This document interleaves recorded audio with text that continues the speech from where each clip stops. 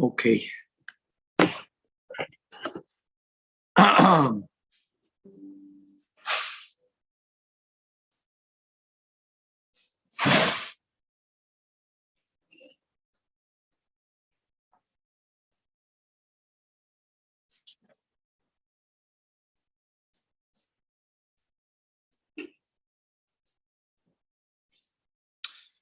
Good morning. With the help of Hashem, we are learning today's 3 Prakim Rambam, Hilchos Nedarim, that we are starting now.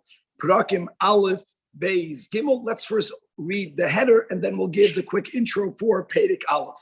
Hilchos Nedarim, the laws of vows, says that Rambam Yesh B'chlolon Sholosh mitzvahs that included in this series will be 3 mitzvahs. Shtei mitzvahs asein, va'achas mitzvahs lois asei v'zel praton. Aleph, number 1, sheyishmor moitzei svasav, that a person should guard that which leaves one's lips, literally, v'yaseh, and the person should do k'moy shenadar. L'ha'ir, as the Rebbe pointed out many times, that the Rambam is really saying 2 things here. In the number 1, guarding and doing.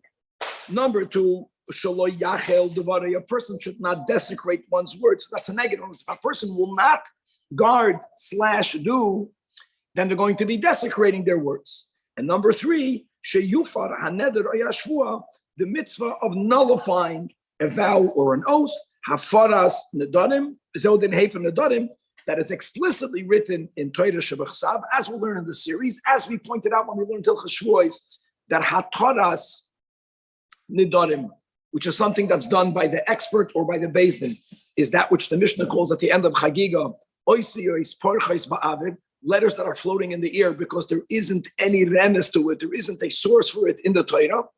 It's part of the oral Torah exclusively.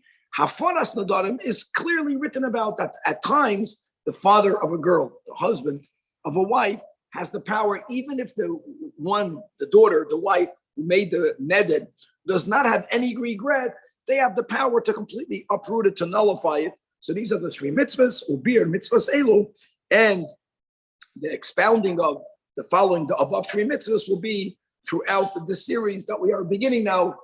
Mazel Tov, Hilchos Nedarim. Now, guys, like we said, the first chapter, 1, 2, 3. First chapter is going to first introduce there are 2 bechlal different types of Nedarim. There are 2 types of vows.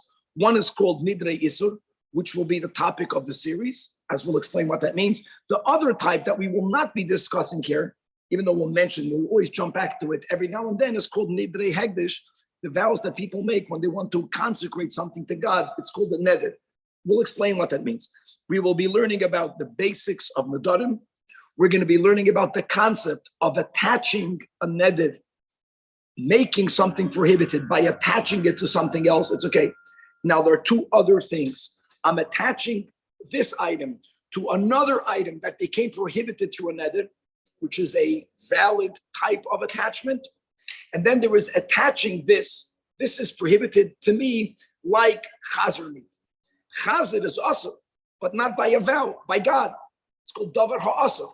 If I attach this, which I want to make prohibited to me, by saying this should be like something that's prohibited by God, that's called bedavar ha'asur. That's an ineffective attachment.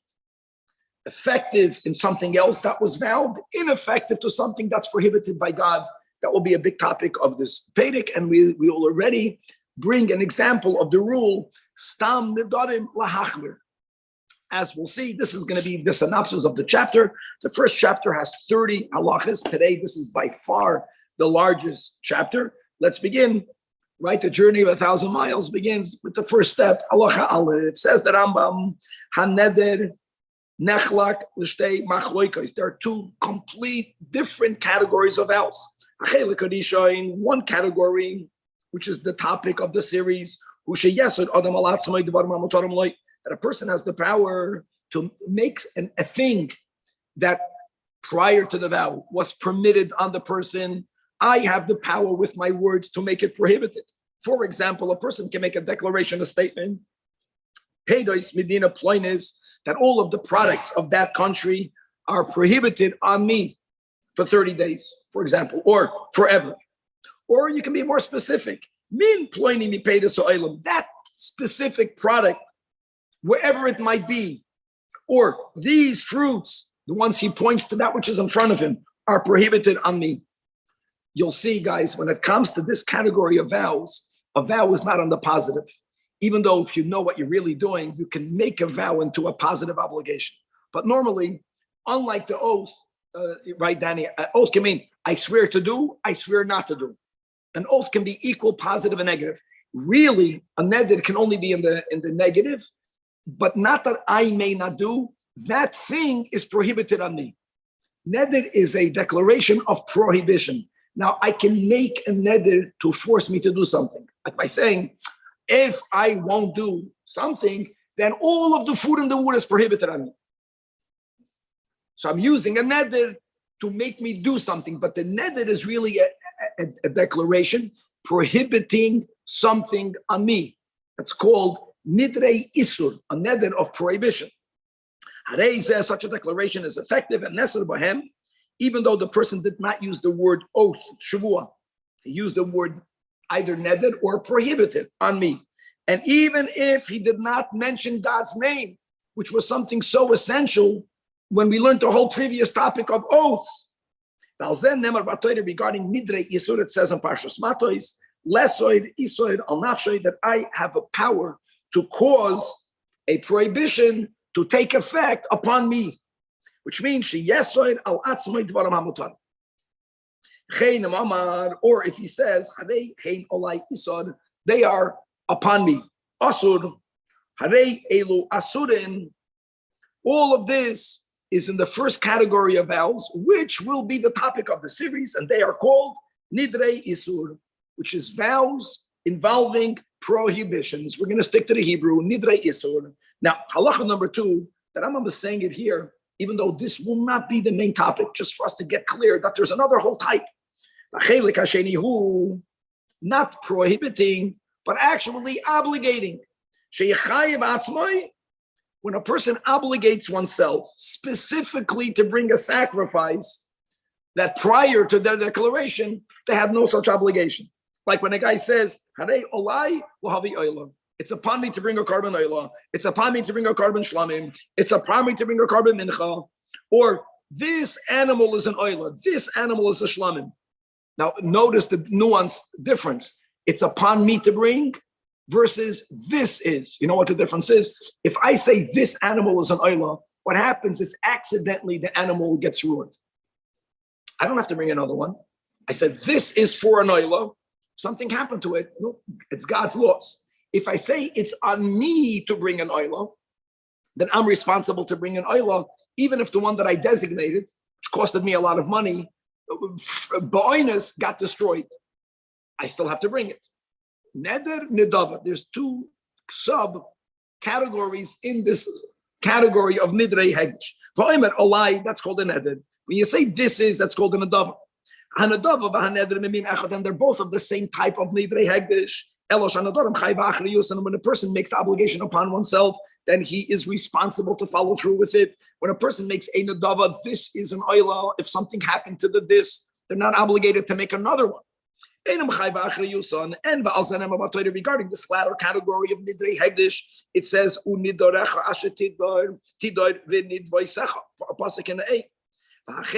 this type of vow, which is not a prohibition but an obligation, but specifically regarding hegdish, the Rambam says I will call these types of vows as nidrei hegdish, nidrei isur, nidrei hegdish. 2 categories. Halacha 3.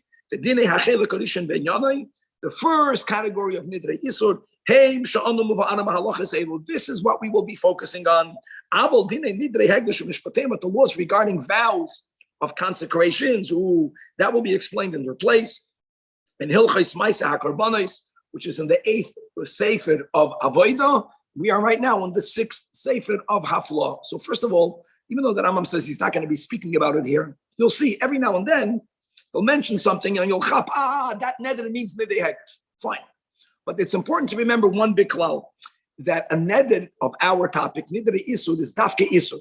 I am making an item, an object, a thing prohibited on me.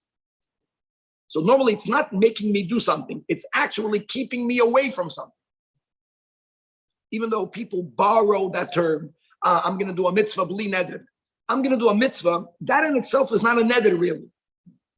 Okay, if a person swears, I'm going to do a mitzvah, it's also not effective because an oath is not chal on another oath, but at least the words make sense. The words of a neder is something is prohibited on me. That's neder yisur. Halacha 4. Mitzvah saseh shel Torah.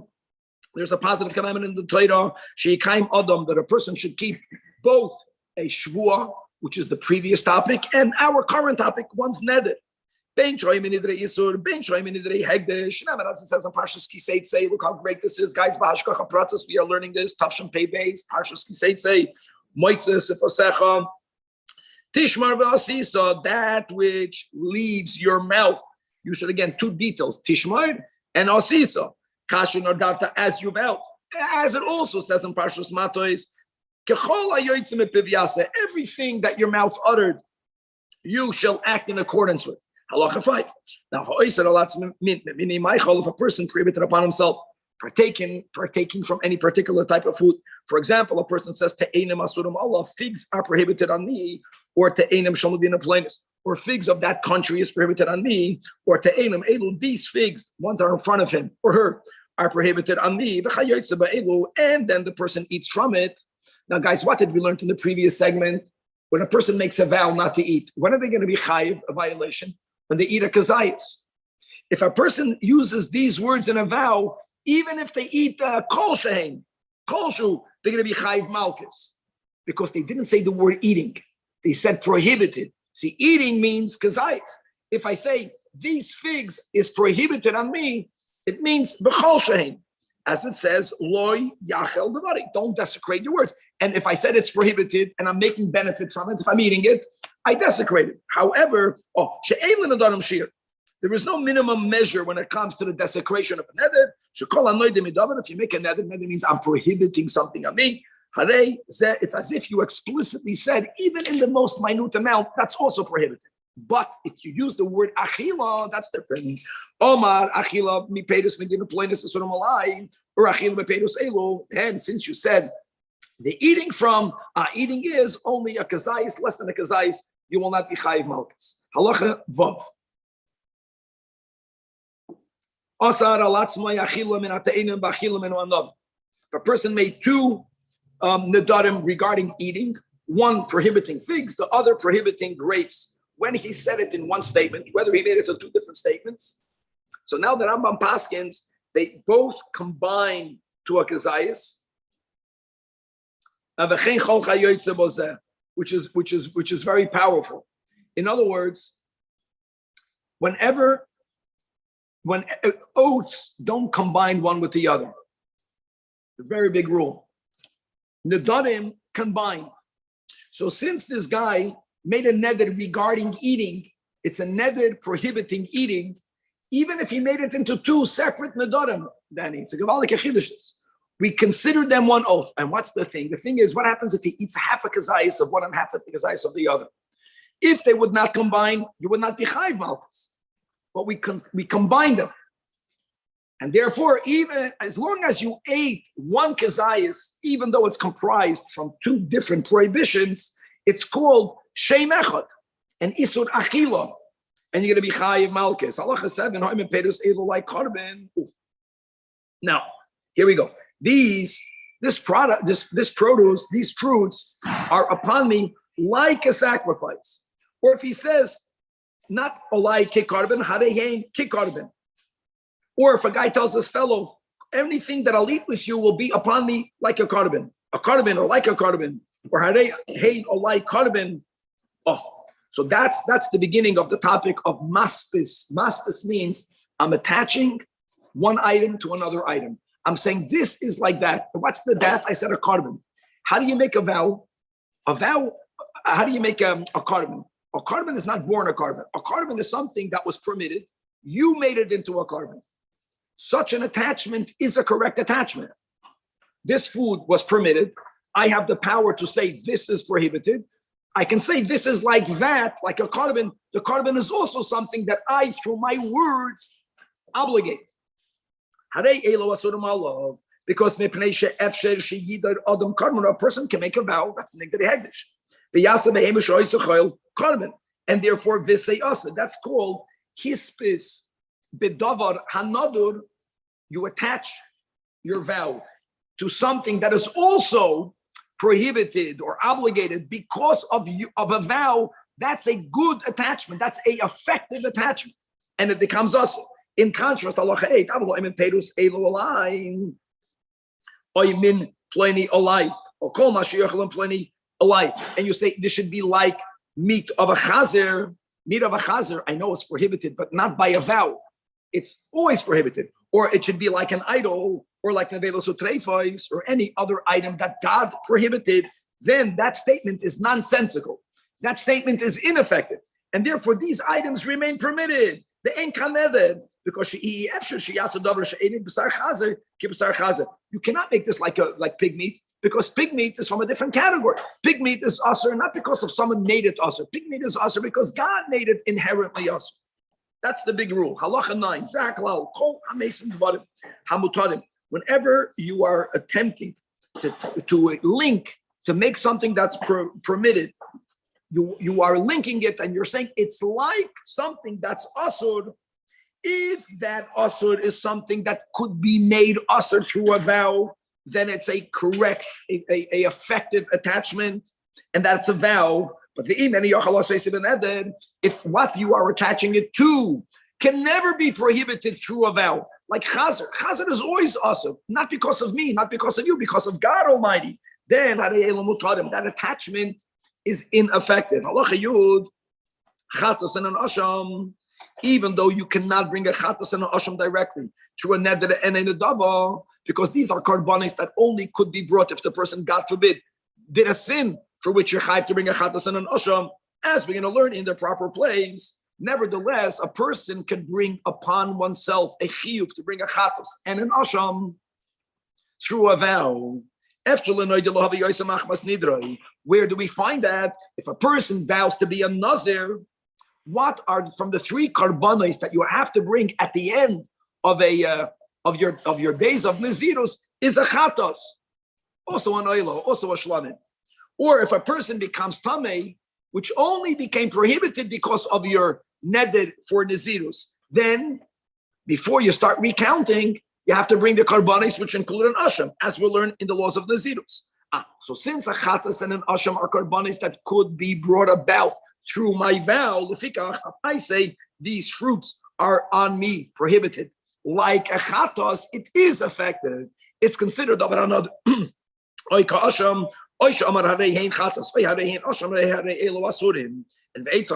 the guy says these fruits are like an oilam, or like a shlamim, or like a mincha, or like a toida, of course, these are karbanis that always come about through a donation. Not always, but primarily come about as a donation. So that's a big chiddush. But if a person says, guys, halt up, perus elu alai, these fruits should be upon me like the chalois of Aharon, which means like the challah that people separate from the doughs that they give that challah to a kohen, or like the truma that has to be given to a kohen. Such a statement does not affect a neder. Because she'ein sham derech, there is no way to bring challah or to give truma as a neder or as a nadav. It doesn't work that way. You get it? No, it's a davar also. Even though I separated it, but I just made the separation. What made the challah? God's law that separation is only for the kohen and not for a non-kohen. But that's called davar ha'asa, not davar hanad. Halacha yud beis. Like in noisar, these fruits or whatever he's trying to prohibit, be menaded from, is like noisar, which is leftover consecrated meat, or like pigol meat that the kohen had a intention that rendered this animal prohibited, or like meat that is consecrated that became tamei. Now, who said that noisar is a problem? God said it. So in what category do we put it? Paskins that Rambam, nevertheless, it is an effective neder.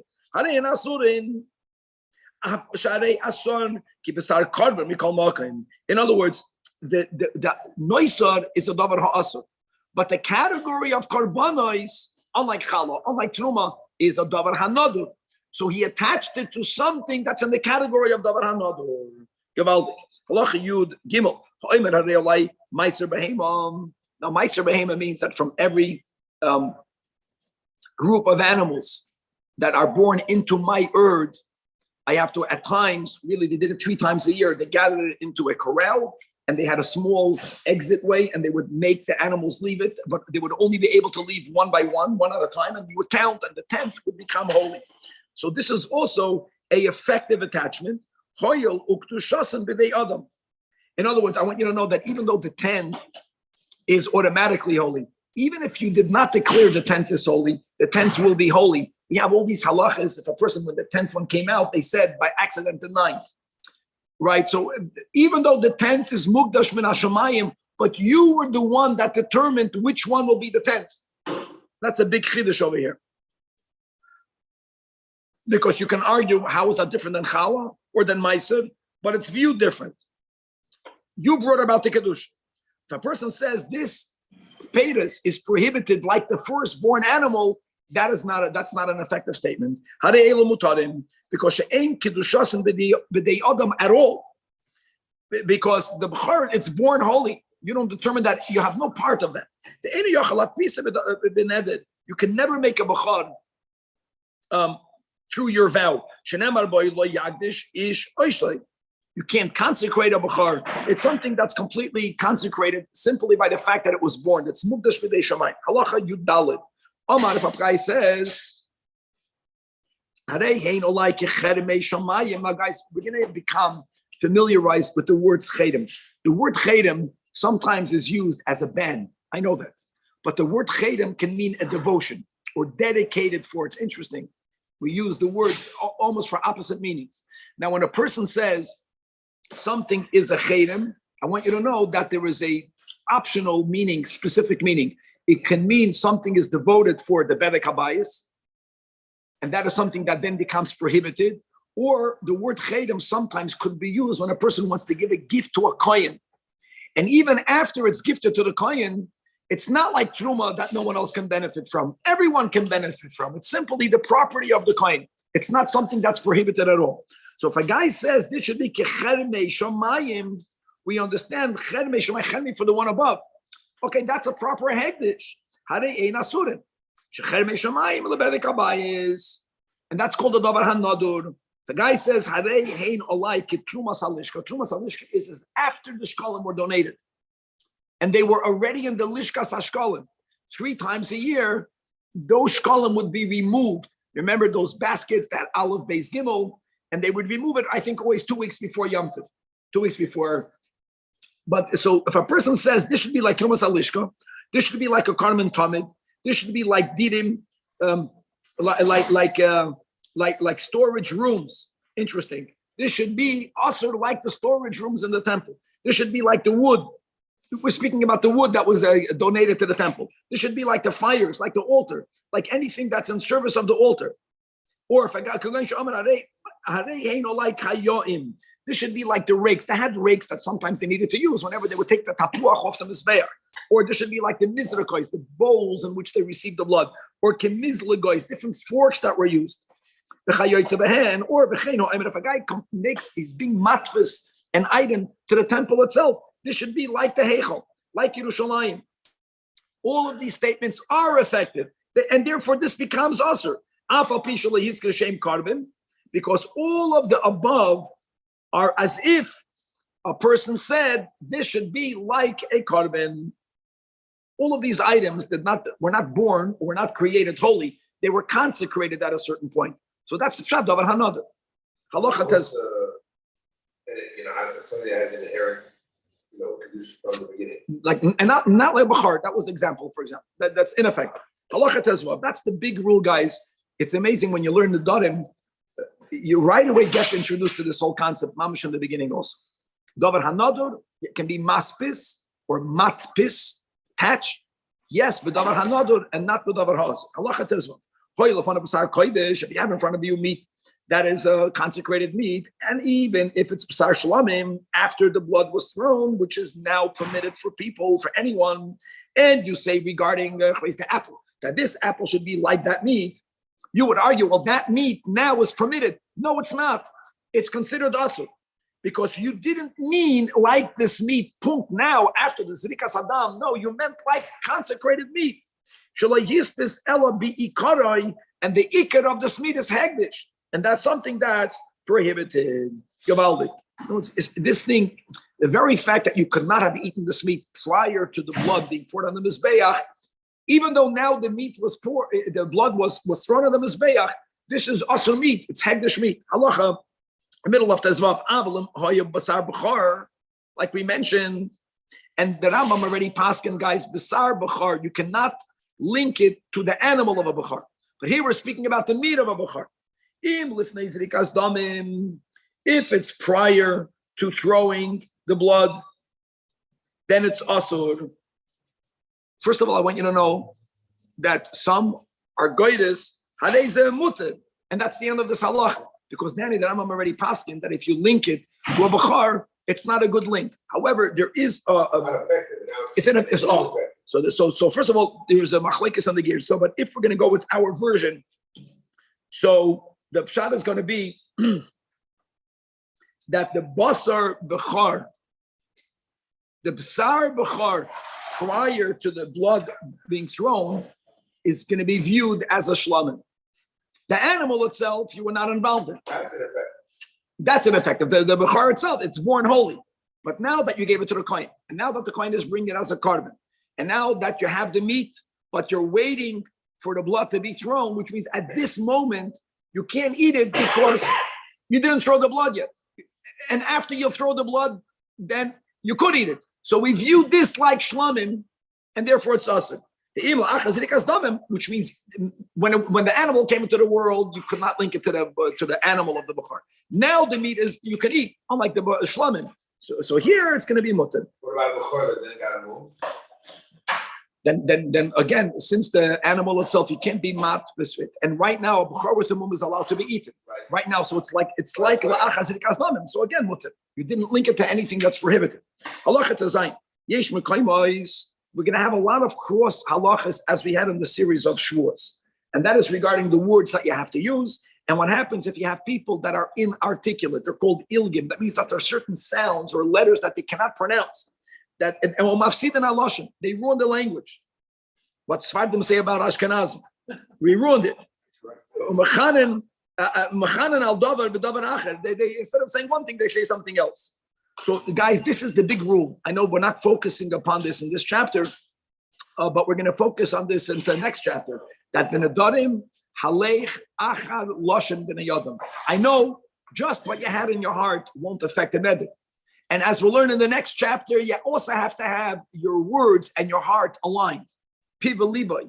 But if you say a word and because of your slang or because of your inability to speak, you pronounce a word different, as long as you pronounced it, and this is what this word means, then it is an effective neder.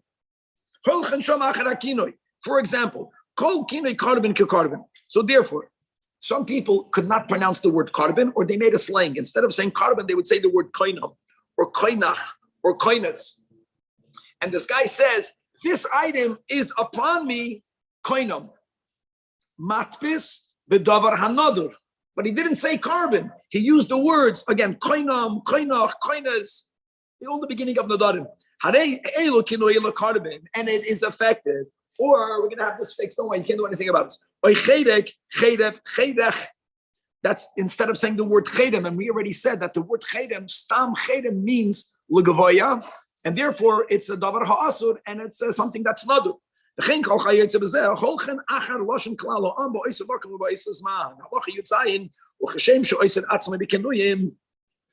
like, even though the Rambam said in the beginning, we're not talking about nidrei hegdish, but he's going to make a little bit of comment about nidrei hegdish, that if you're magdish an animal with a kinoi, it's also effective. The guy says that this is a koinam. It means carbon. The chinuye kinuyim mutarim. One second. However, slang is okay, but what about the slang of a slang? Slang of a slang.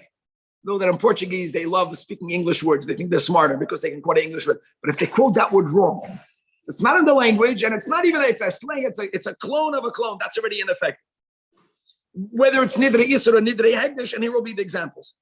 No, the Rambam doesn't give examples here. So the Gemara gives an example. A guy says that this is Mikan Mecha, Mikan Mina, Mikan Chena, Mikan Sina. These are slings of slings. It began with the word Karben or Chedem, and it's so far away from Chedem, it's already garnished. Halacha Yudches. The guy tells us, look at what he's saying. He's speaking in crooked.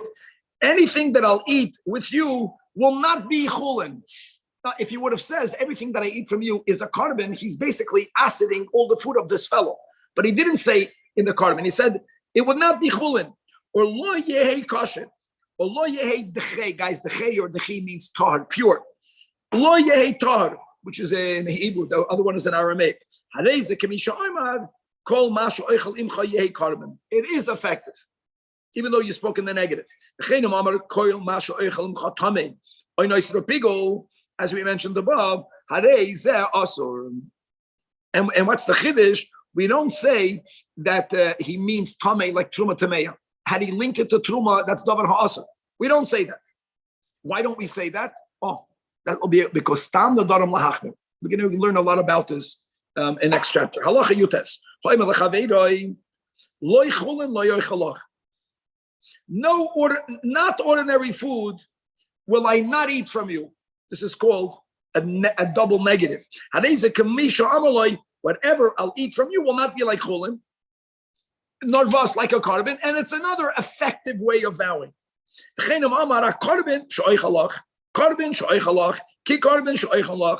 In all these cases, even though he's speaking crooked, it's effective. However, in contrast,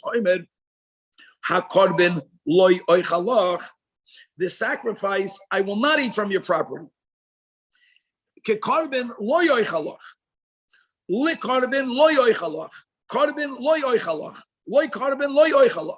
And all of this,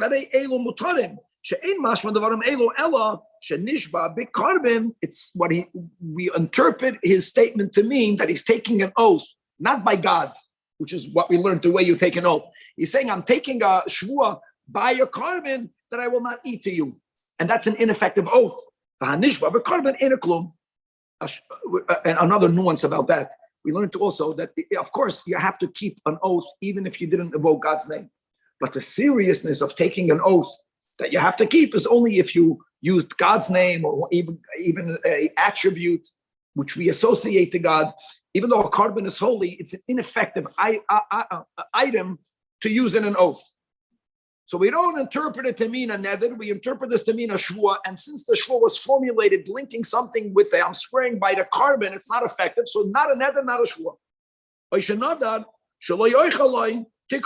Or we can say that his vow is something else. I vow that I will not bring a carbon with you. I will not partake from a carbon with you.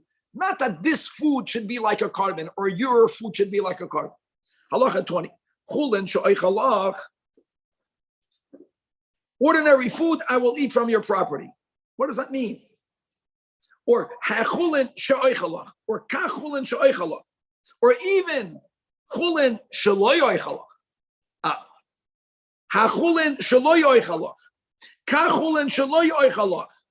In all of the beginning of Chaf Avadah, he said hachulin she'oichalach, but even when he flipped it in the negative, it remains mutar. Now, what's the chiddush? Because here you can say hachulin she'loy oichalach. What I won't eat from you is okay. What does that imply?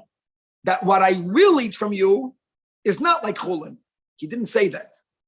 Now, sometimes we say michlal lav ata shomei hein, michlal hein ata shomei lav.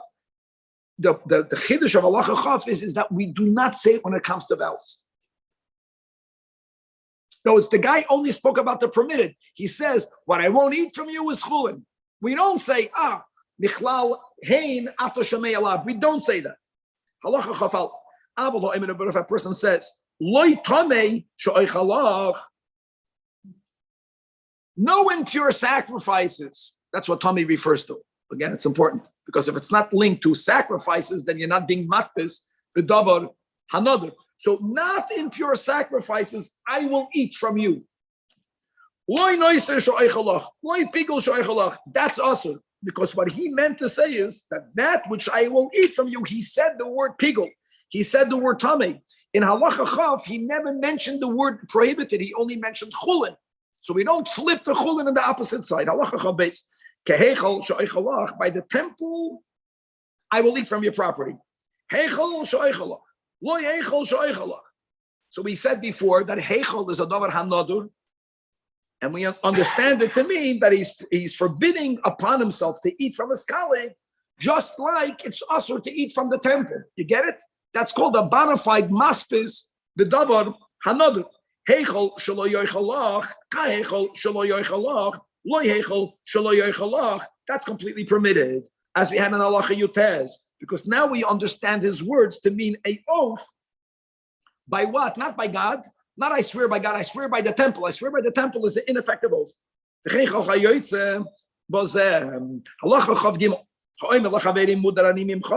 taking a vow from you. I'm taking a vow from you. What is that? Mashma. From you means not to talk to you. Mashma davar zeh shelo yidaber imay. If he uses the words mufrash ani mimcha, okay, that I am separated from you. Separated means business. I won't do business with you.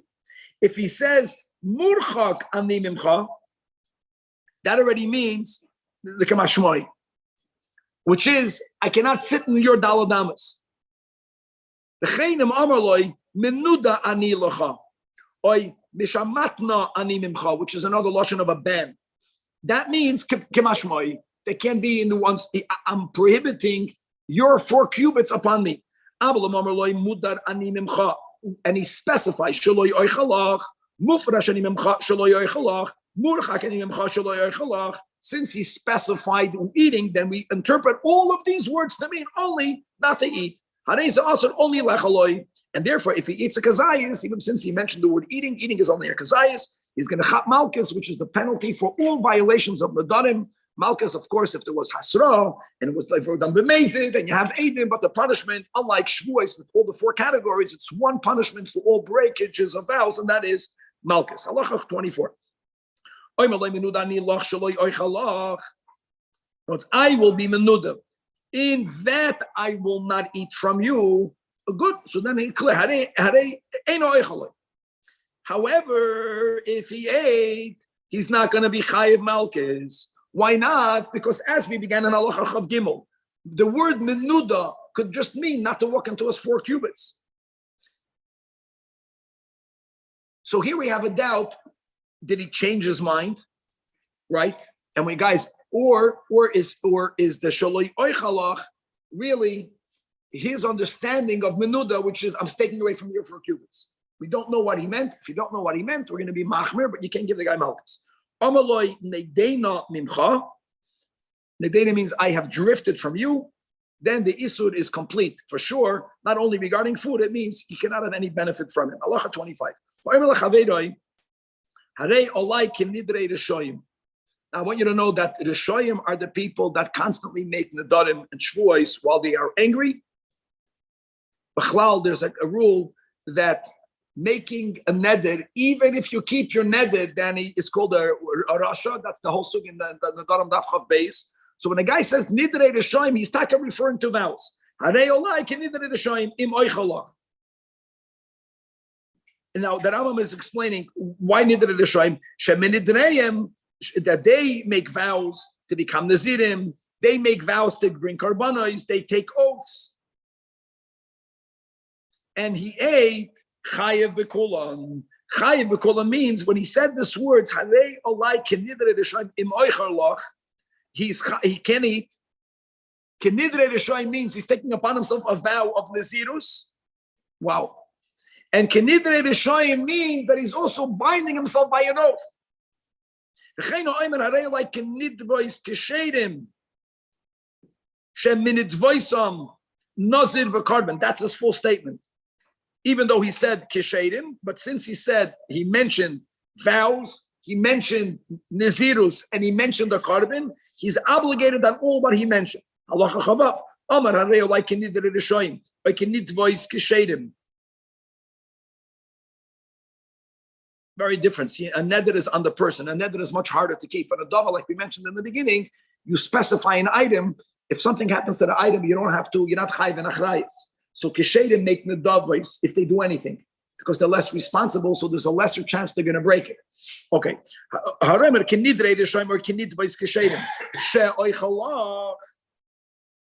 In other words, that which I eat from you will be asur upon me like a carbon. That's what it means. Even though shalei peidesh, he didn't say the word carbon. We understand him to have made that statement. Omar kinidrei kishedim. Kishedim don't make nedarim. Kosher people don't make nedarim. So he says not kinidvois, but kinidrei kishedim. When is chayv klum? Because she'enak kishedim noidrim b'shem isur v'kas. B'derech isur v'kas. Omar kinidrei v'shoim hareini. And while he made that statement, there was an usher passing by. So we say chayv v'nezirus. Kinidrei v'shoim olai. What he meant was carbon. Kinidrei v'shoim shaloi oichalach. So we understand that to mean a vow, chayev b'shvua k'noider. In contrast, if he would have said kinidvais kishedim, right, shaloi oichal. So guys, then there will not be a shvua. Halacha chav zayin. Hanoider b'toira. You take a vow by a toira. In other words, you're standing next to a sefer toira, and you're saying that this product is like that, and you're pointing to the toira. Or if it's right nearby, I don't even think you have to point. This is like that.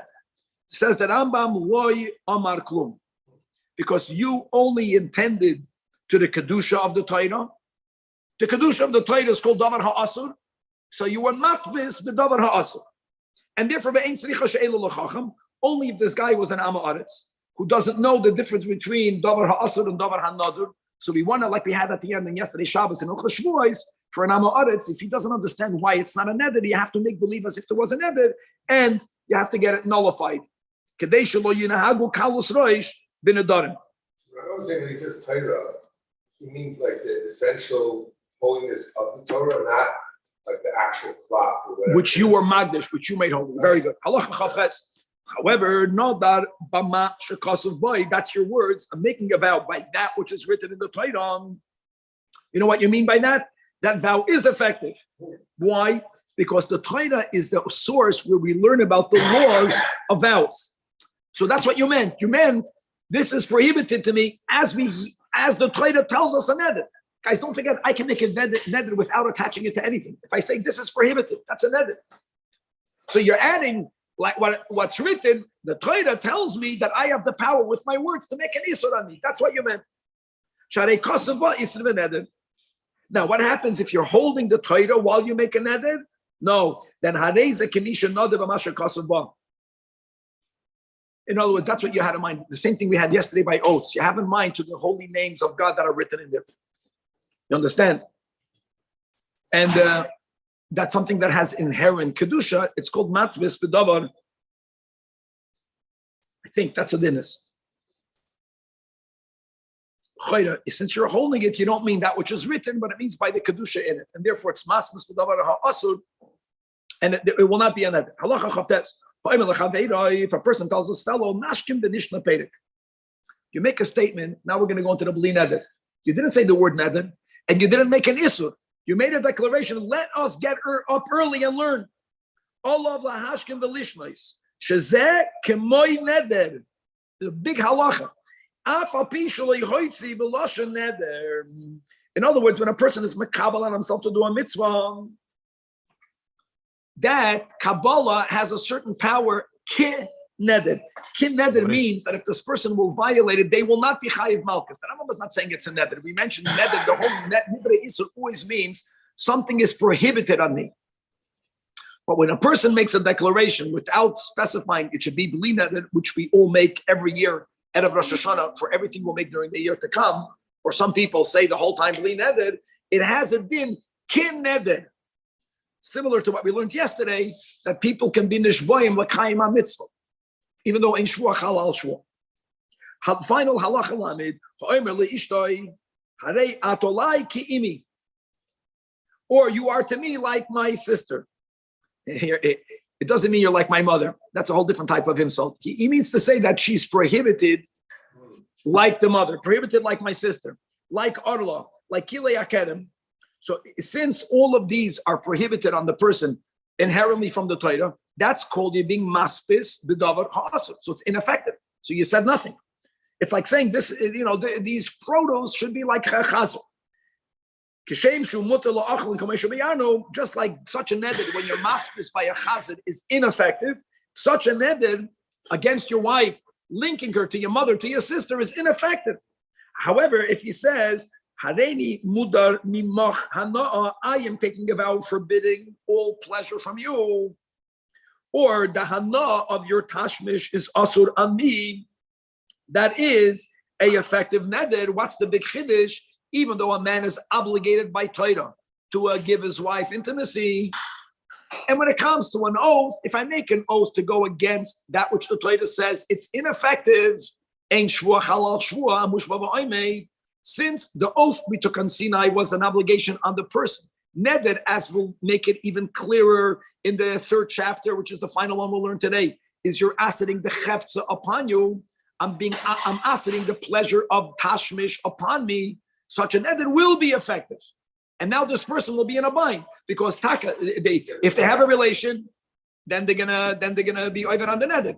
Well, to be in a marriage where he's not allowed to have a relation with her, then he has to divorce his wife and give her the tsuba or be mated the neder. But the neder itself is chal, and a lot more in the upcoming earlier chapters. Perek Beis is the chapter that we're going to learn a lot of specific halachas where we do correlate the rules of nedarim to shvuos. For example, even if you did not say the neder, if someone made the neder for you and you said amen, you answering amen is mamish like making the neder.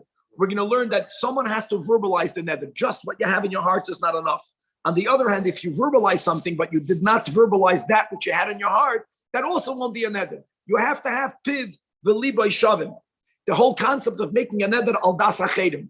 So then that person's heart and your words have to align. You can make a neder al das achedim. We're going to learn making a neder al tanai.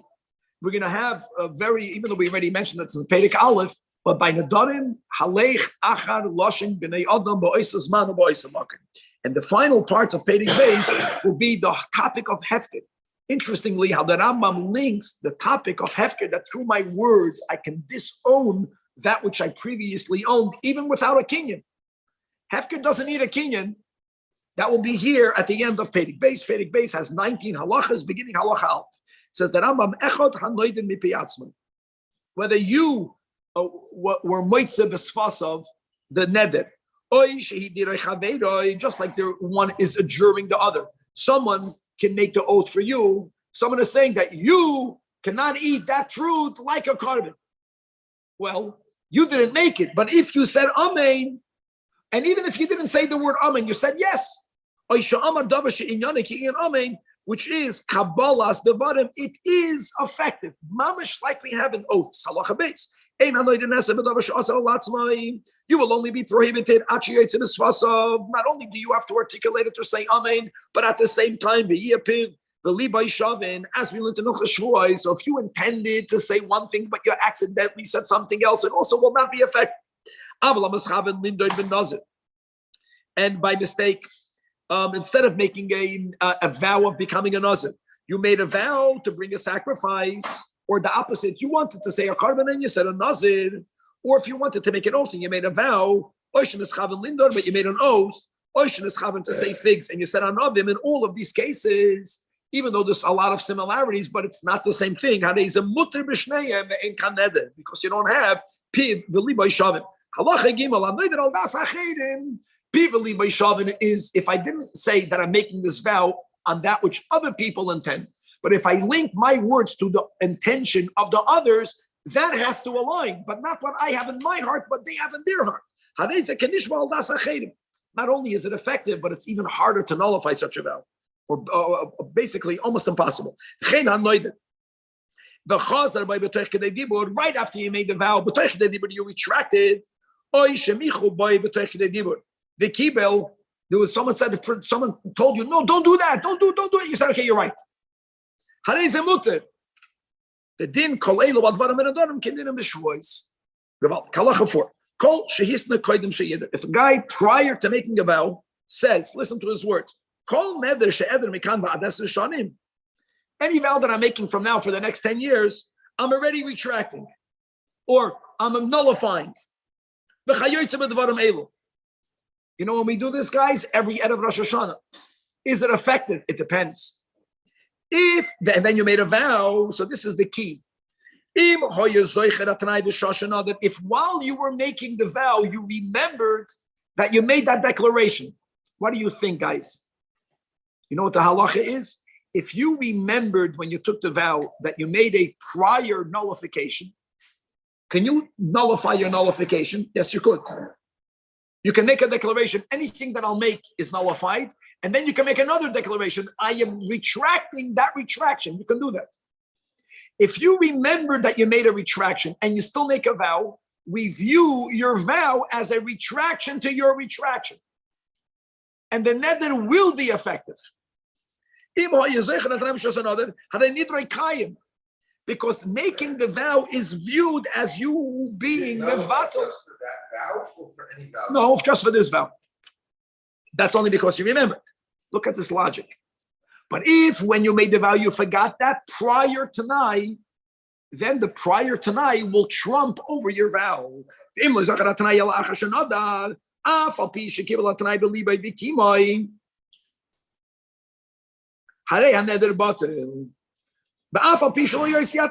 you didn't make another retraction right now.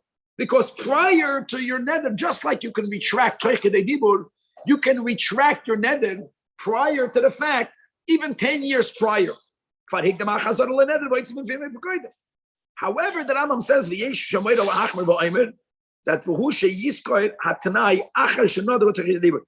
that when does that pre-retraction nullify your vow? If you remembered it, not when you made it, right after you made it.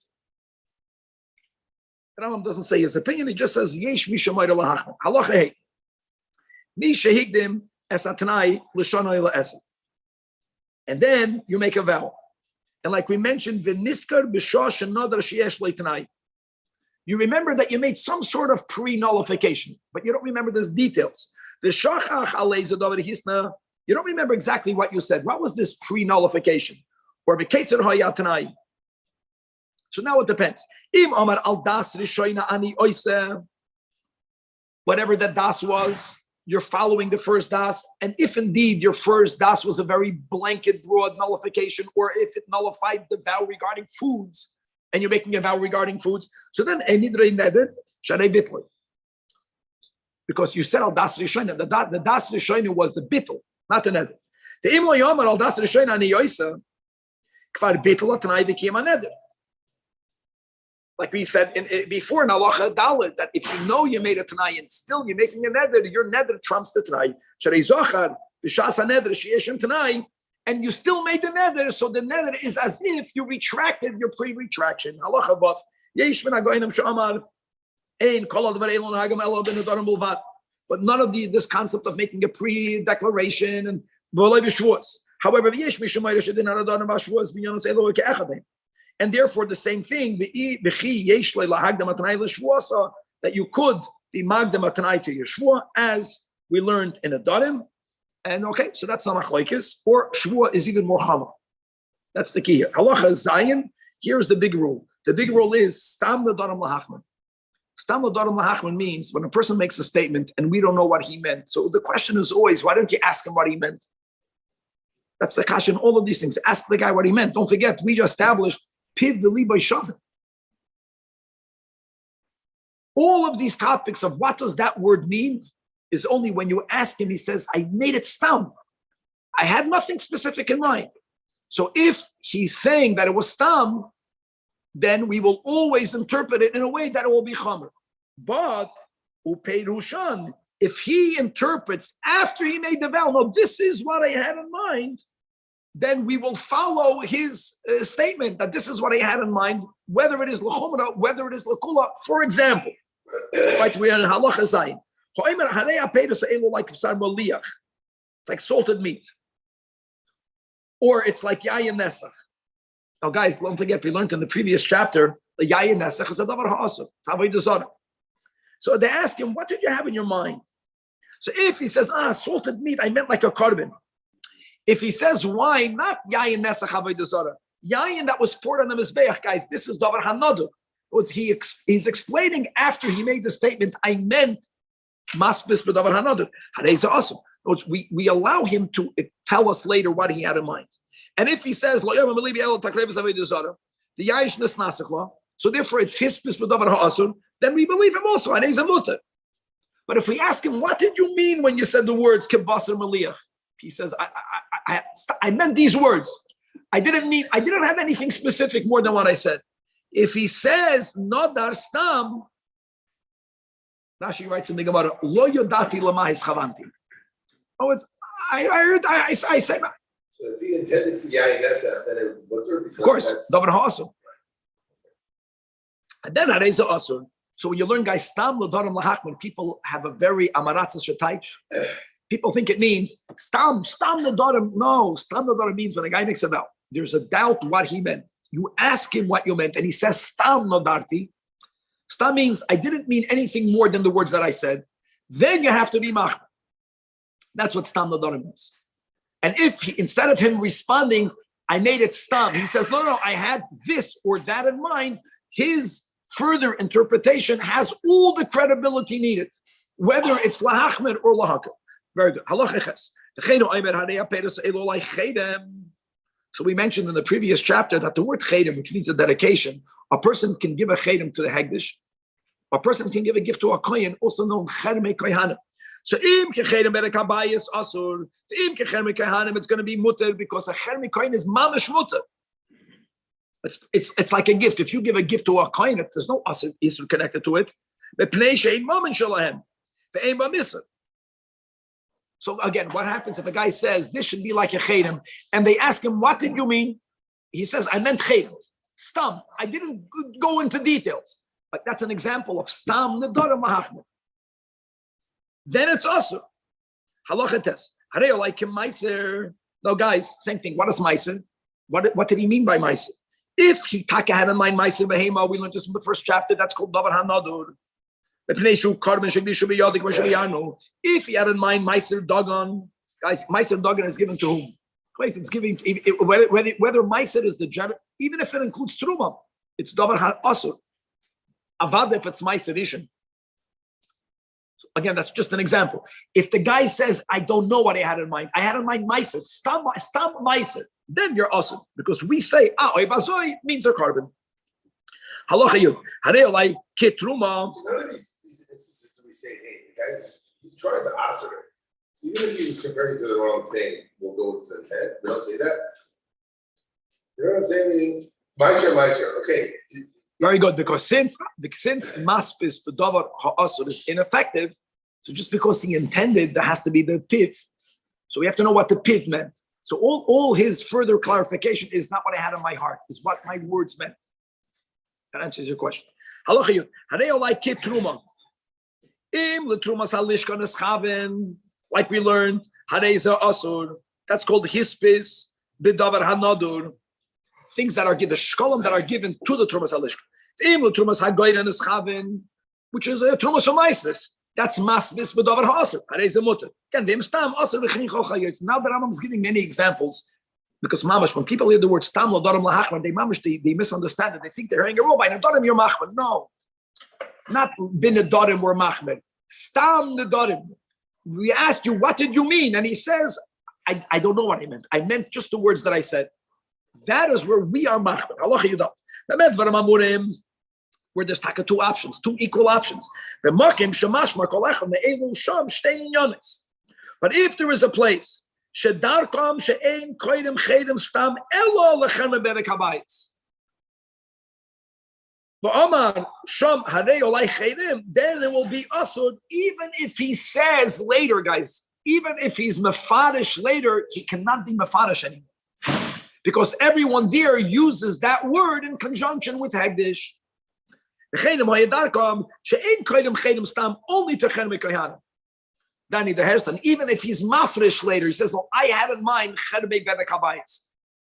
He doesn't have that power because your words, it's about not in your heart, it's about your words means. And in this place, chedem means chermei kohanim. Chermei kohanim is completely promoted. And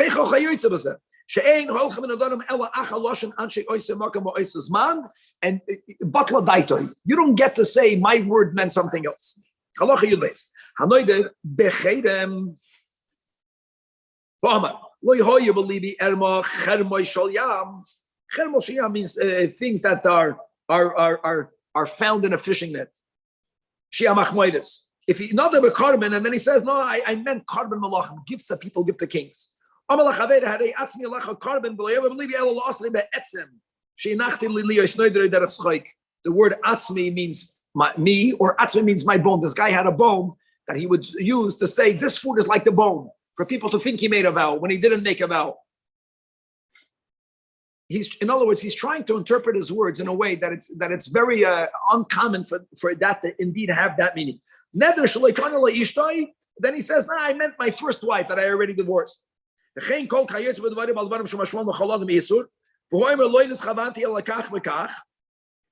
So what do we do over here? This is obviously, it's more subject to nuance than when you live in a place where everyone uses the words chedim to chermei kohanim. There, no one can say I meant chedim be'edek habayis. Here, it's shaykh. You're giving up a far-fetched interpretation. So here it depends. If the guy who made the vow was a Talmud Chacham, if this guy is an Amma Aretz, then we there's less. See, a Talmud Chacham learns all these halachas and he appreciates exactly the meaning of the words, the importance that we give to the nuance of the words. So he has the right to say that's what I meant. And Amma Aretz is not believed, not that the vow is a vow. The vow is not a vow. No, there is a certain amount of credibility, but we make believe as if the neder was chal, and then we help him nullify the neder. We just want to get him out of this habit of making even these types of vows. We shout at him and we tell him, don't do this. In order, I think the whole culture of making vows was good, properly already uprooted from us. We constantly say, Bli neder, we're in a good place. We're very careful. We know to be careful when it comes to neder. And we said before that's ineffective because imi, that was the end of the first chapter. It's not ha'asr. Or peidas elo alai kibasar chazer. That we said she'in kan neder k'may should be arno. So if the neder was a Talmud Chacham, okay, in tzarich she'elo l'chacham. But if the neder was an Amma Aretz, tzarich she'elo l'chacham. Not because the neder was chal, but because we want to make believe as if it was chal. Umaran be'ein of she'ishtei asurim she'ish beis asurim. And therefore we tell him, okay, you can be mater neder. And if the guy doesn't know how to do it, we help him. We're Pesach le Pesach l'makamacher, as we learned in Hilchos Shvuos, what these words mean. Umatinu lo nidroi kedei shelo yinahagu kalos reish ben adarim. Halacha Yudaled hefker. Now we're going to go into the topic of hefker, which will go into the end of the chapter. Afa pishe enoi neder. Hefker just means I'm disowning something. Hareyu kumay neder, which means that just like the Torah gives power to my words to prohibit something upon me, even though no kinyan was made, just my words can affect a change in halachim. Hefker is similar to a neder that my declaration is effective. After you made the neder, you can't retract from it. After you're mafker something, you can't retract from your hefker. Now, what does hefker mean? What's hefker? It's simply a declaration by saying nechasim elu hefker lakoil. Guys, lakoil means, as we'll see soon in contracts, bein la'aniyim, bein la'ashirim. We're going to see soon what happens if a guy says something is hefker only for certain people. But if you make a blanket statement, I disown it. Whether you made that statement regarding metalchman, whether you made it for karkois, the ketzad dina hefker. Listen to this, guys. It's amazing. To acquire something, you need a kinyan. To make hefker, you don't need a kinyan. That's the meaning that hefker is like a neder. Your words are the final. Now, to acquire it, you have to make a kinyan. But whoever makes a kinyan acquires it. The nasa shaloi. Now, the guy that was mafked it can also acquire it or reacquire it. If he was the one in kadam, the zacha by kanoh. What's the chiddush? We don't say that if I'm mafker something, I'm making it asur on me. If that would have been the meaning of hefker, then it's olai asur kehegdish. No, the Rambam wants to make it clear when the Chazal speak about hefker is like a neder, it doesn't mean asur. It just means, like I'm saying, that just words will affect a change. Halachat tezvav. Now we have details. What happens if a guy says, I'm making this ordinance only for the poor? That's not hefker. Acha yafker lakoil like Shemitah. In other words, just like the produce of the years of Shemitah belongs to everyone, that's the meaning of Hefker. The Hamafker Avodah Hagedolim, they acquired themselves. In other words, I disown them. Now they have das, so they can be cleaner themselves. But if you're mafked, slaves that are ktanim, then kol hakoydim hem zacha kishar kol hametalpulin. Halacha tezayin, hamafked is a karka, kol shekodam v'hichzik b'zacha. Wow. Now, says the Rambam, din Torah. In front of whom do you have to make the hefker statement? Even if you're mafked only in front of one person, that's the Rambam. You know what the Rosh holds? We learned this. The Rosh holds, even if you are mafkir something, beidei l'bein atzmai. Guys, chametz b'Pesach that we're mafkir, the reason why that's effective according to everyone, even though you're making that statement beidei l'bein atzmai, because really that's the whole thing. That chametz is not yours, because the Torah says it's asur b'hana. Right? There are two devarim that are not yours, but the Torah asau ki'ilu hu b'rishusei la'aver Allah. Chametz b'Pesach and bar b'rishus harabim. That's why just saying hefker beinu lebein atzmai, when we say kol chamira, it's effective. Here we're speaking about something that belongs to you. The Rambam says, not the Rosh, the Rambam, hefker suffices in front of one other person. Harei ze hefker, and for example, to the point that if produce is now mufkar, there is no obligation to tithe it. So that's enough to remove the obligation of maaseh, as we'll learn in maaseh. But with divrei soifrim, you can only make something hefker if you set it in front of three people. And two people should be able to testify that the guy is not a ganef because the original owner made a declaration of hefker. And then he points to something adjacent to it and he says, and this what? Not clear. But if he says, not vizeh, but he says, vizeh kemoizeh, oh, that's clear.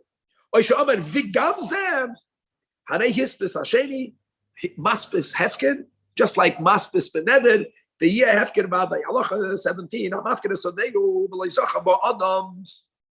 No one acquired it. What happens now? So listen to these notes. For the first 3 days after you made a statement of hefker, you are able to retract. How? By making a verbal declaration. You know what you have to say? Ani choizer bi, from that which I made hefker. You know what happens when you retract, Danny? You retroactively nullify the hefker. So, for example, if you had a field that had produce, and we just said that when you're mafkir the field and the produce, you are putted from. If someone else acquires it, they will not be chayiv. They will not be chayiv to give maaseh. But if I make a retraction within 3 days, it retroactively nullifies and you're chayiv b'maaseh. What do they get 3 days? In other cases, it has to be immediately.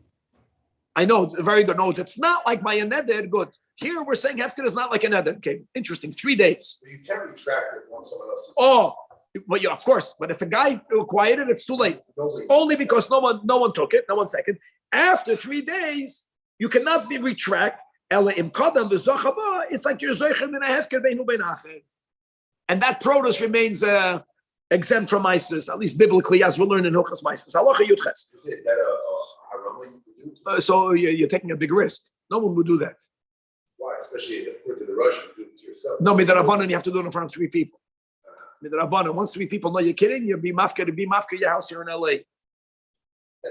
You're meshugah. Halacha Yudches. You have to really not like your kids to do that. They won't get anything. I don't care who gets it. Can you make hefker for 1 day? Hefker for 1 week? How great is this? Hefker for 1 month, hefker for 1 year, hefker for 1 cycle of 7 years. So like this. You are able to make a retraction. Guys, what's the chiddush here? Since you're not making a hefker gamur, you're making a period of time hefker, you can even retract after 3 days. Gavaldik. And now, then you can be a chayzer. But guys, whoever will acquire it will only acquire it for that period of time. The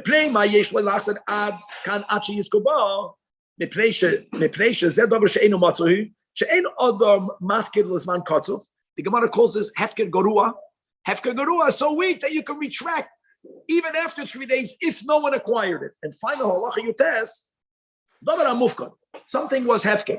And you know what? Someone is coming to guard it. Then is guarding a kinyan? No. In other words, just because I'm mafkir my house, I'm mafkir my field.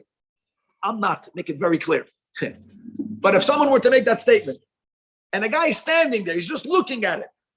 Boy, he's talking, making sure no one else goes in there. Garnished, that's not a kinyan. You have to make a halachic kinyan, like Kanabahabata, Ella Achi Agbiya, if it's an Italtalin, or Yaksik Bekarka, Kederek Shekoinin, Halakuchais. This is great. Okay, Chevra, now you get why the Rambam put Hefker, because Hefker is mamish taka like, with differences, Kevan, but generally Hefker is like a neder. It means my words affect the change. Mamish. Okay. Perek Gimel, today's final chapter, is a short chapter. It has 12 halachas. We will learn in this Perek. I think, sometimes in the first chapter you get everything. You have to learn the third chapter to really get a neder. And many times you understand something when you contrast it with something else. It really sheds a lot of light.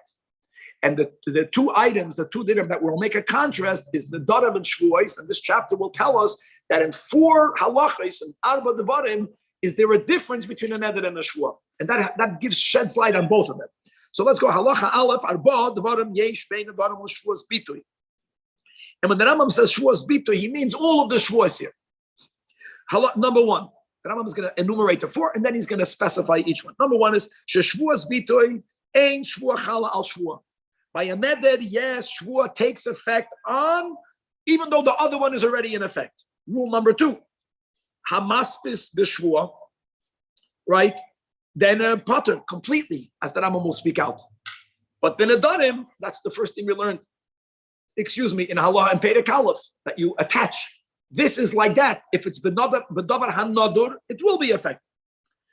Everyone that Rambam will explain in detail. The third difference between neder and shvuah, ein shvuas bitui chala ella al divrei reshus, only on something which is prior to your oath permitted. The darim can even be chal on divrei mitzvah. And the fourth difference is shvuas bitui chala, whether you're taking an oath regarding something that has mamashus, or even if the oath is about something that has no mamashus. Because the shvuah is on you. I have mamashus. But since the neder is on the chefza has to be something that halachically has mamashus. All of these 4 are linked to the fact that a shvuah is an obligation that I'm imposing upon me to do or not to do. Generally, I know I can make an oath about the past. There's no obligation. Okay, but that's the exception. But normally it's something that's connected to me, or even about the past, what I did or what I didn't do. And a neder is taking an item and prohibiting the item upon me. Even though we learned today 2 exceptions. Nidrei hegdish is me obligating myself to bring a carbon. That's a different category. A neder is a chiyuv gavra to bring a carbon, but that's nidrei hegdish. Okay? Or nidrei mitzvahs. When a guy makes a vow to keep him, let's go wake up early and learn. That's also like an obligation, but that's not a real neder. We're speaking about nidrei isur. Very good. Now the Rambam will go through all of the 4. So halacha basis on the first one. The first one is that by shvuah, ein shvuah chala al shvuah, and by neder, yes, one neder will take effect even on an item that already is prohibited because of a neder. Keitzad yochal neder al neder. Ho'emet harei olai karbin ima chalti kikarzu. So he made one vow. Then he says again, harei olai karbin ima ichleno. He made 2 vows on the same loaf of bread, and he ate it. He's going to be chayv twice malchus.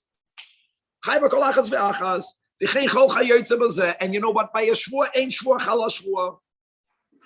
That's the whole topic. Ein nishboyim, right? L'kayim es mitzvahs.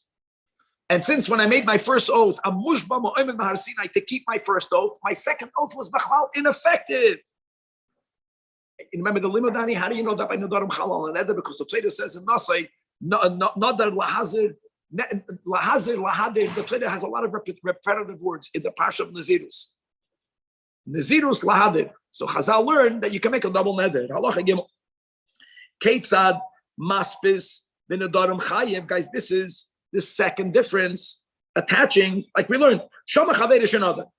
I heard my friend making a neder, and all I said was, "I am like you."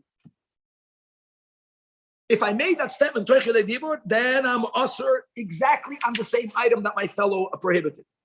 And more than that, if a third guy said, Va'ani, Not va'ani toich kedibur of the first. Va'ani only toich kedibur of the second. It's also effective. I'm attached to you, you're attached to him. Va'amar va'ani, even if you had 100 people, and everyone said va'ani, as long as the last ani was within toich kedibur to the prior to last va'ani, hare kulam asurim. And let's make a contrast. If a guy says, I am making an oath to eat bread, you say va'ani gurnished. You can't attach yourself to me when it comes to an oath. Now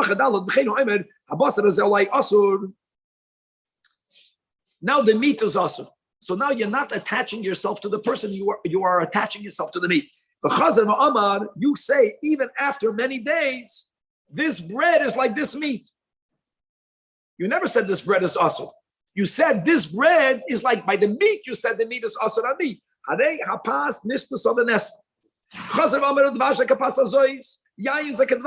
Even if you attach 100 items, all of them are asur.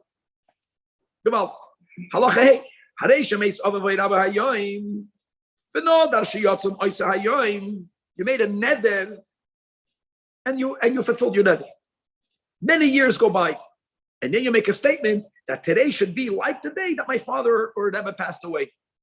You are asur to eat on that day. Hadeza asur lechol by klum. Sharei hispis yoim zeh. None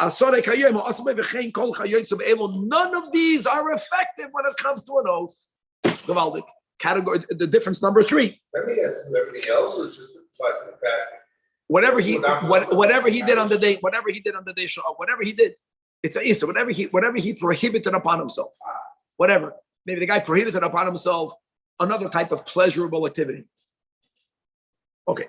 The third category is that shvuas bitoy is only chal al divrei reshus, and the daughter are chal on a mitzvah and a reshus. That's halacha number 5.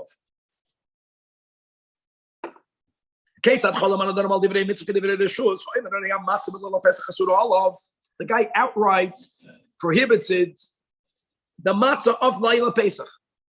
Right, by an oath, by the way, we learned by Isur Koilul that if a guy says, I swear never to eat matzah, it's going to be chal. Because not on Pesach, eating matzah is a reshus. And since it's chal for the rest of the year, it's also chal for Pesach. But if the guy says, I take a shvuah, B'Hashem Elokei Yisrael, not to eat matzah on the night of Pesach, it's ineffective. By a vow, it is effective. Hare yeshivas asur kebechad asur olav. Hare atfilin asur is benetila olav. Hare elu asur olav. Now those guys trapped because you're damned if you do and you're damned if you don't. I know that. You could be mataneder, but you have to be mataneder. V'mochal yoshav v'notol, you'll get malchus. V'chein kol kayoytze b'zeh. Ve'ein tzarech leibe b'misha omer harei olai korban in oichel matzah b'lol Pesach. Shu chayev b'korban. You didn't ask or anything, but you brought upon yourself an obligation to be a korban. V'chein kol kayoytze b'zeh. And now halacha zayin. Here the Rambam goes into what we said before. Why do we make such a difference? How can another be chal on a mitzvah? And indeed, why aren't oaths chal if it's to nullify the observance of a mitzvah? Really, it's both ways.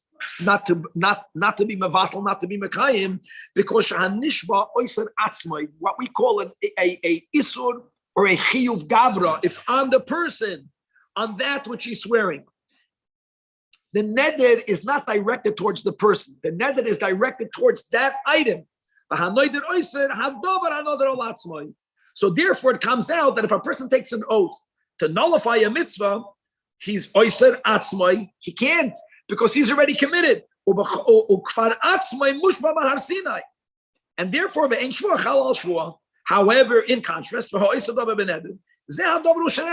this item is what's prohibiting. That item is not adjured by Har Sinai. When you're going to read the words of the Torah, Timsa, you will find I think it's important to stop for a moment in Ches. When the Torah says Vishinamtam Levonecha, so some of the Rishonim interpret Vishinamtam, and what Rashi says, you should know the Torah and have the kids know the Torah. It should be sharp. They should know everything right away. One of the meanings of Vishinamtam is Vishilashtam. Vishilashtam means like this. We have the written Torah, we have the oral Torah, and there is a unique importance of linking the oral Torah to the written Torah. Sometimes it's very difficult to find that link. The Rambam in Halacha Ches is pointing out that this nafkamina that we said in our words, that's used by the later commentators, by the achronim, that a shvua is an isur gavra or a chiyuv gavra, and a neder is an isur chefza, is not only something that we heard from Moshe Rabbeinu orally, but if you read the Chumash, you will even see this in scripture. Shahaneyu oimer b'shvuas bitoy lahara o lahetiv. Lahara lahetiv means b'divrei reshus k'moshe b'yarno, something which is optionally good or bad. Sheyoichal leishtayim or not sheyatzim. By Nadarim it says we don't limit it lahara o lahetiv. By Nadarim it's broader. The Torah always uses the words anything that leave your mouth you have to do. In other words, and it's a good thing when we are able to find in the written word exactly that which we have by oral tradition. It's not always the case. Sometimes Hashem did it on purpose. It's more than an asmach. He's saying that even when you read the Torah, God forbid, like a karoi, but when you read the Chumash, it's devarim shafilu hakaroi moedem. Even people that don't accept the oral tradition wrongfully, they'll come to the same conclusion by the scripture. Halacha test. Hanoider shiyatzim b'Shabbos. Hanoider. Now, guy, you know how you say this. You don't say. You say that food of Shabbos is asur alai. You get it? You're asering the food. Or b'yamtiv, indeed, chayiv latzum. Like we said, Shana Doram Chalam al Divrei Mitzvah Kavoi Shebiyarnu V'chein Hanoider Shiyatzim Yom Rishon. The guy makes a neder. Food of Sundays is prohibited on me. At some point, Yom Tov will be on Sunday. You can't even Yom Tov. Or Yom Shlishi, call Yom Tov. Upagaboy Yom Zeh. Yom Tov. That Sunday comes or that Tuesday comes at some point, and it happens to be Yom Tov. Or, for example, Erev Yom Kippur, there's another mitzvah to eat, biblical mitzvah. Nevertheless, you can't. You're bound by your oath. It's chal even against keeping a mitzvah. And no need to say on Rosh Chodesh where they're eating extra food on Rosh Chodesh is not as biblically ordained as it is on Yom Tov or Erev Yom Kippur. Now here's the irony. Chanukah and Purim are midrabanot. Here, sometimes Chazal made their takanas stronger than Divrei Torah. If Chanukah and Purim fall on that Sunday or on that Tuesday, Yedochen Nidrei Miprei Yom Elu, his vow then is pushed aside. Why? The prohibition of fasting on Chanukah and Purim is only Medivrei Seifrim. Divrei Seifrim is something that some people sadly don't take as serious. To counter that, the Chachamim sometimes said, no, our words need chizuk. And the Yedochen Nidrei Miprei Gzeres Chachamim, so there are exceptions. Okay, now from Allah Yud until the end of the Perek, we will specify and clarify the fourth difference that a shvua is chal even on something that she'en by mamish. It goes because a neder is a isur chefza. The chefza has to be a chefza. So we'll see where do we cut the line and say no, the item is not something that has tangibility. Allah Yud Keitzad ein anadoram chalam ela al davar sheish by mamish. The person says, my words are upon you like a carbon. In other words, the guy is basically trying to say that you cannot benefit from my words. You cannot prohibit your words. Your words do not have substance. Because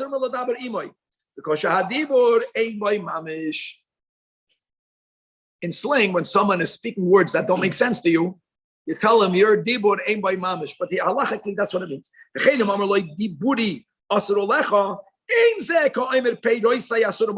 No, or it's not like saying peiroisai carbon alecha. When you make that statement, it is effective, but not on my words. My words don't have substance. Carbon she'eni medaber imcha, she'eni oise imcha, she'eni mahalech imcha, oisha amar carbon she'eni yoshein, sleep, not tangible. Or she'eni medaber, she'eni mahalach, or she'omer leisha carbon she'eni mimashmeich, mishamsheich. I'm sorry, I make a vow. In other words, he's making the vow on the intimacy itself, not on the physical that leads to it, but on that intimacy. That's something that doesn't have emotions.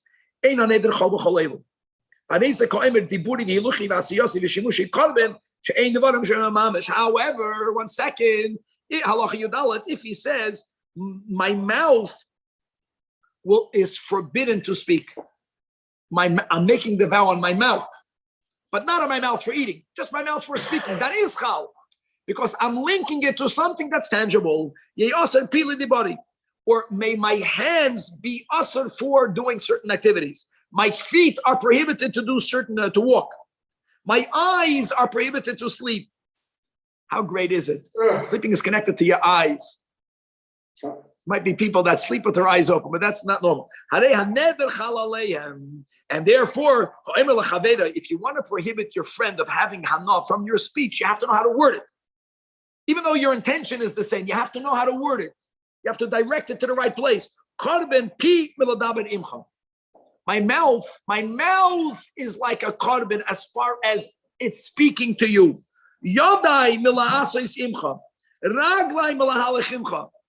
Also by intimacy, if you direct it towards the body, which is the vehicle through which you have intimacy, the body has mamashas. Hareza also, how great is that?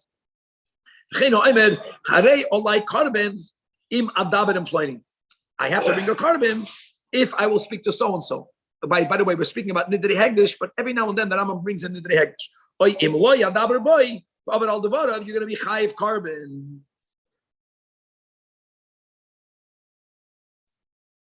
By the way, this is connected to the rule that stam nedarim lahachmer, because the guy has to be asked what he meant. If he says I meant stam, then you interpret it lahachmer.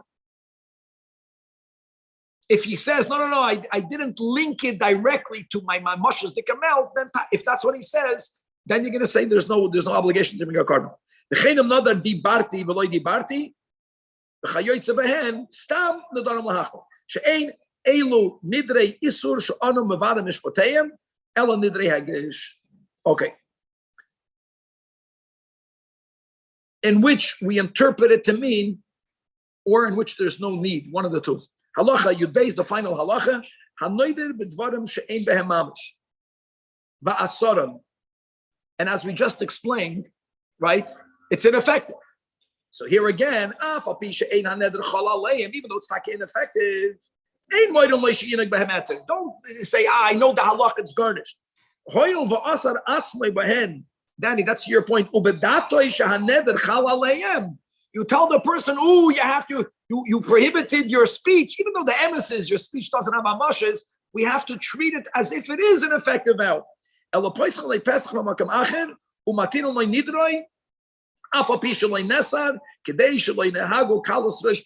learning this constantly, and here the Rambam doesn't even differentiate between a Talmud Chacham and an Amma Aretz, because we have to keep everyone really away from making vows. We tell him to make Ataras Nadarim, and we tell him stop making these